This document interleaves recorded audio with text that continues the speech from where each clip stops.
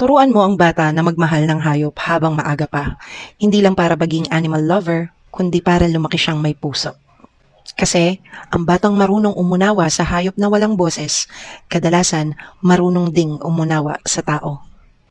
Ang batang tinuruan mo na huwag manakit ng pusa o aso, lumalaking may respeto sa buhay, sa kapwa, at sa sarili. Ang pagmamahal sa hayop ay hindi laro. Dito natututunan ang responsibilidad, pasensya, at malasakit. Matututo siyang magpakain kahit pagod, mag-alaga kahit walang kapalit, at umunawa kahit hindi nagsasalita ang inaalagaan. Sa Biblia, ang matuwid ay nagmamalasakit sa kanyang inaalagaang hayop.